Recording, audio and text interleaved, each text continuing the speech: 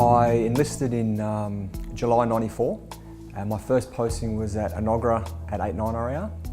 So I spent 5 years there and then I got another posting to Darwin where I served in a combat role. Invited to go to Special Forces in 2006 and served 2 years there. So I served 2 years in East Timor, 2001 and 2002, almost back-to-back deployments, and as a peacekeeping under the United Nations.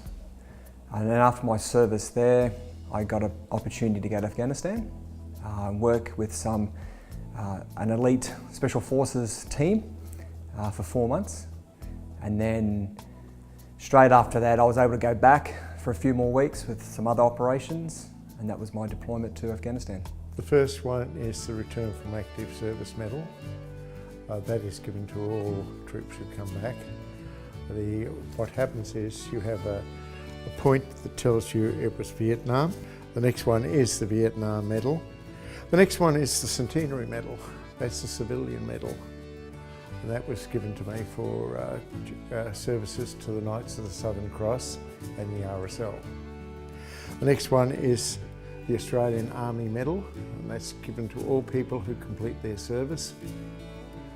The next one is the National Service Medal. I was a National Serviceman. So that is the difference between a regular soldier and a National Serviceman. We have that. And the last one is the medal given by the Republic of Vietnam. I went there in January '67 and returned in December '67. I have never been back. Yeah, but for myself, I've gone through a bit of a journey over the last 2 decades where it's gone from glorification of war just to Anzac Day being a true day to reflect and show my respects for those who have paid the ultimate sacrifice. Personally, to me, Anzac Day is Australian and New Zealand. The fact that I've served in the Australian Forces is important. It's important. My family have served for the last 200 years in the military. You know, I try to take my boys every year to Anzac service. So I think sometimes young kids, or young boys of today, it gives them a bit of direction, and they also can have a bit of an understanding of history and what it means to fight for your country and have a bit of respect for people that have fought in previous wars. And for my boys, I never want them to forget that previous soldiers that have fought in the wars is to give us what we have today. It shows that there's a lot of interest now in what happened. My own RSL, when I took over as president, we had 300 people coming to the community service. When I left, we had 5,000. Iona was one of the schools that became involved with us, and when the children come, the parents come as well. And it's amazing, they do take an interest. When I think about service in the Army, there's 4 key values of service in the Army, and that's courage, initiative, teamwork and respect.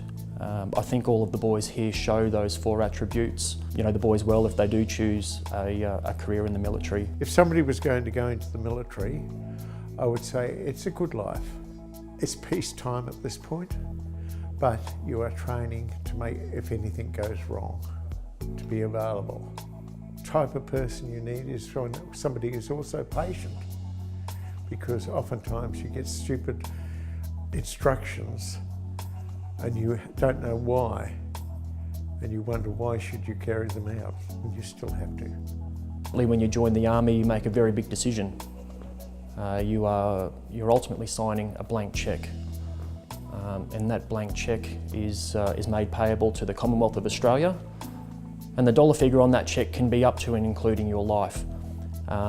That's the reality of joining the military. Just the overall experience that you will have in the military is an amazing one, and I would certainly encourage any of the boys graduating from the college to consider a career in the military. The connection I would hope would be that the children get the urge to read and study. Politicians don't always tell you the truth. And it is good to have done your own research and to have come to an assessment of what is actually happening. When we went to Vietnam, a few of us had spoken about it, And we realised that what the government was saying wasn't really what we believed. And the idea was to try and give them time for their democracy.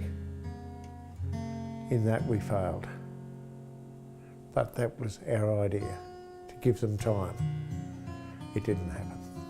I think the wars are different. Like the wars are always different over time, but we can never forget. So having those symbols is a symbol of what we've done in the past. And I think that's also very important to keep and keep remembering that every year. Never forget the past, look forward to the future, and hope that, of course, we don't have wars. Because at the end of the day, we don't want to go to war, but never forget what has already been happened in our past.